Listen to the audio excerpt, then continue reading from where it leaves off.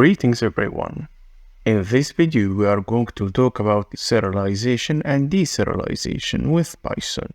JSON is commonly used for storing and exchanging data between a server and a web application, configuration files, API responses, and more. As we said before, in the last episode, data in JSON file is organized into key value pairs, similar to how dictionaries work in Python. The data can be represented as strings, numbers, booleans, arrays or lists, or nested objects or dictionaries. Each key is a string enclosed in double quotation marks, followed by a colon, and the corresponding value. In the last episode, we read our JSON file using read method. Now let's check the data type. Read type data. We should get the data type. Data type is dictionary, which makes sense. We have here the key, name, and the value Muhammad. And for age, the value 30, and for city, the value New York. Now let's explain what is serialization.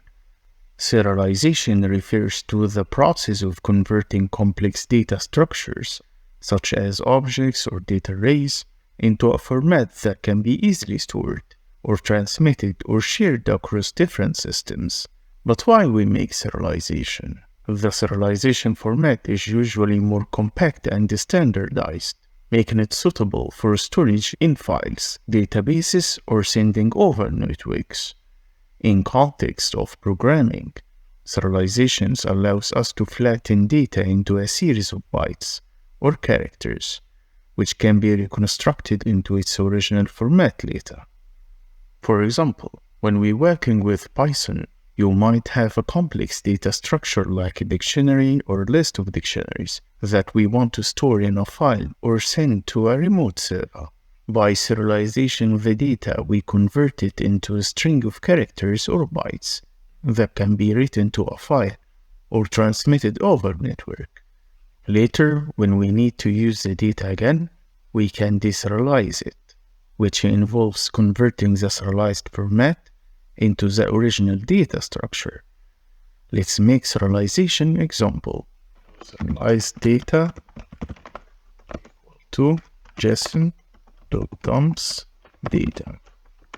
Print serialized data. Now let's print the data type after serialization. So print type serialized data. We got class string. So before serialization, our data was dictionary. And after serialization, we got a class string. Now let's go for deserialization. Deserialization is the reverse process of serialization. It involves taking data that has been serialized or converted into a specific format for storage or transmission and reconstructing it back to its original data structure or object. If we've serialized the Python dictionary into a JSON string and store it in a file, we can later read the JSON string from the file and deserialize it back into a dictionary. This allows us to work with dictionary keys, values, and perform operations on it, just as we would like any other dictionary in our program. Deserialization plays a significant role when working with data that needs to be persisted, transferred between different parts of a system, or exchanged with external services or systems.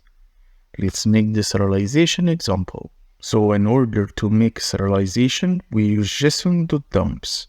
And now to make deserialization, we have to use json.loads.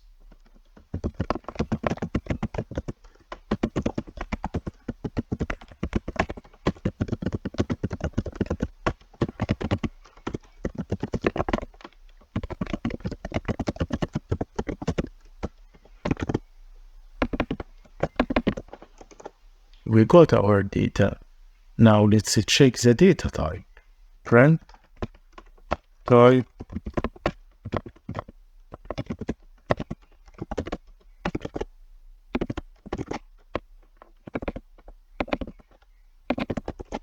we got class dictionary. So before deserialization, the data type was a string. And after deserialization, we went back to dictionary. So it's now dictionary again because we made deserialization. And remember, dictionary starts with D and deserialization starts with D2. Thanks for watching. I hope you enjoyed the video. If yes, then please don't forget to subscribe to our channel and hit the like button. Until next time, happy analyzing.